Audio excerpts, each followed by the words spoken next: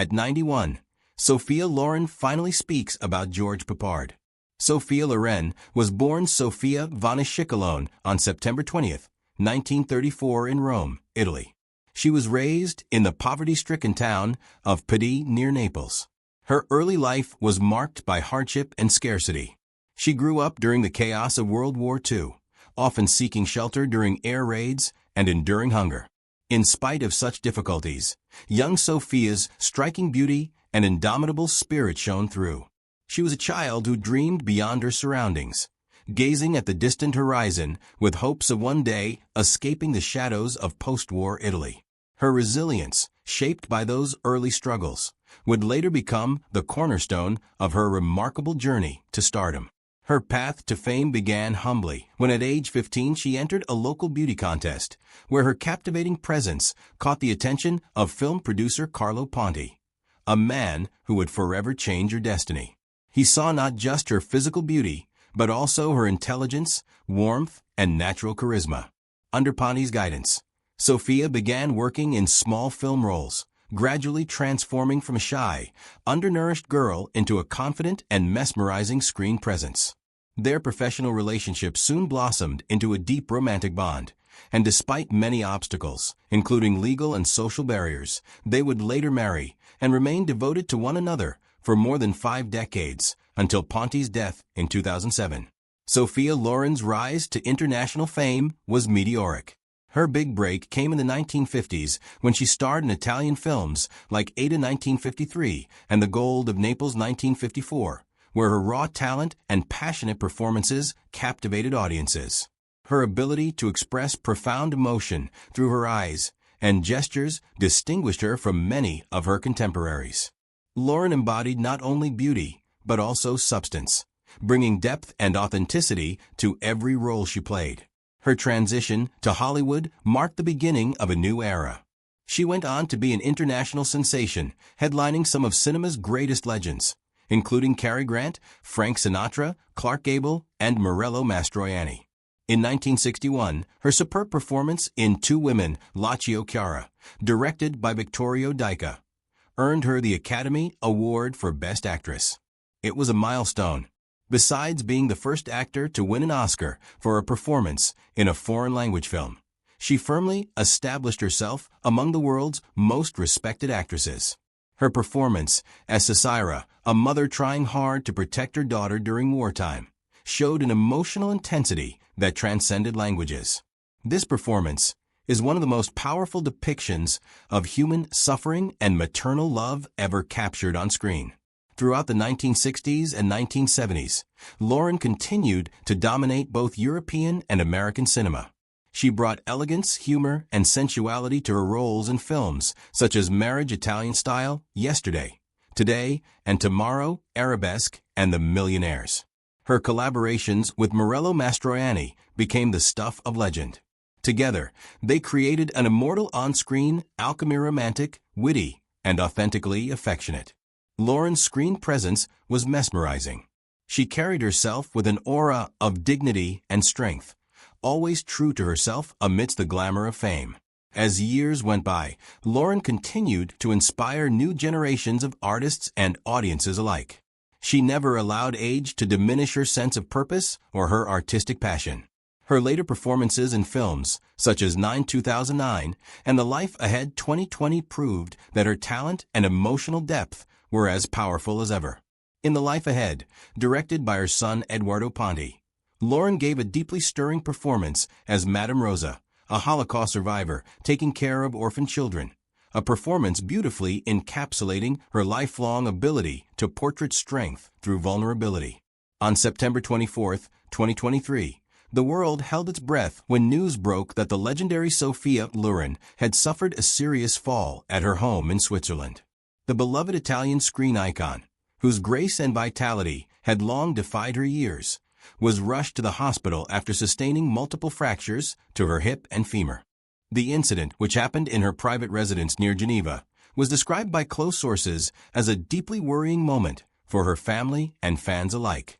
Within hours, Loren underwent emergency surgery performed by a specialized medical team determined to restore her mobility and prevent further complications. Sophia Loren's romantic and marital life has long been intertwined with the name Carlo Ponti Sr., the distinguished Italian film producer who played a central role not only in her personal happiness, but also in shaping her legendary career. Their relationship was one of the most fascinating and enduring love stories in the history of international cinema. It is the tale of deep affection, artistic collaboration, and defiance of convention in an era when their union was considered controversial by both the church and the courts. Sophia Loren first met Carlo Ponti in 1950, when she was only 15 years old and had just begun her journey into the world of beauty pageants and acting. Ponti, 22 years her senior and already a successful film producer, recognized her extraordinary potential immediately. He became her mentor, guiding her through the early stages of her career, helping her secure auditions, and refining her image from a shy, awkward teenager into a poised, glamorous actress ready to captivate audiences worldwide. What began as a professional relationship soon blossomed into something deeper, an emotional connection rooted in mutual admiration, shared dreams, and genuine love. Their path to marriage, however, was fraught with obstacles. Carlo Ponti was still legally married to his first wife, Giuliana Fiasri, and Italy's strict divorce laws at the time made it nearly impossible for him to obtain a legal separation without facing moral and religious condemnation. Despite the legal barriers, Sophia and Carlo's devotion to each other only deepened. In 1957, they married by proxy in Mexico with lawyers standing in for them during the ceremony, a move that caused a scandal in Italy where the union was not recognized. This marriage was later annulled in 1962 to avoid bigamy charges. But the annulment did not signal the end of their relationship. On the contrary, it solidified their resolve to remain together despite societal and religious pressures. Eventually, their love story triumphed over adversity. In 1966, after many years of legal and personal challenges, Carlo Ponti finally obtained French citizenship, allowing him to divorce his first wife and to legally marry Sophia Loren once again, this time in Paris. Only that second marriage marked the true beginning of their lifelong partnership, both husband and wife and creative collaborators. Carlo produced several of Sophia's most acclaimed films, including Two Women, 1960, which earned her the Academy Award for Best Actress and Marriage Italian Style, 1964, both directed by Vittorio Dica. Together, Sophia and Carlo built an artistic empire representing the epitome of Italian elegance and sophistication on the world stage. Their marriage, lasting over 40 years, was one of deep-seated loyalty, mutual respect, and shared destiny. Unlike many Hollywood relationships that faltered under the pressures of fame, Sophia and Carlo's bond endured through the decades. They raised two sons, Carlo Jr., who became an orchestra conductor, and Eduardo, who became a film old, Be Very Gentle. He loved to talk about books, about politics, about the human condition. He was not superficial. He had a mind that was always searching, always questioning. Loren paused, her voice softening. Sometimes I think he was too intelligent for the world he found himself in. Hollywood is a place that rewards charm more than thought. George had both, but he was never comfortable with the illusion of it all. Reflecting on Peppard's later years, Loren grew visibly emotional. It made me sad to see how the industry turned its back on him. She confessed he deserved better. There was a time when he could have been one of the greats like Brando, like Newman. But fate had other ideas. Loren added that Peppard's struggles with alcohol and personal demons seemed to stem from the same restless energy that once made him so magnetic on screen. He wanted truth in everything, she said. But truth can be painful, and he carried that pain inside him. When asked what she would say to George Peppard today, if he were still alive, Loren smiled wistfully. I would tell him that he was wonderful, she said.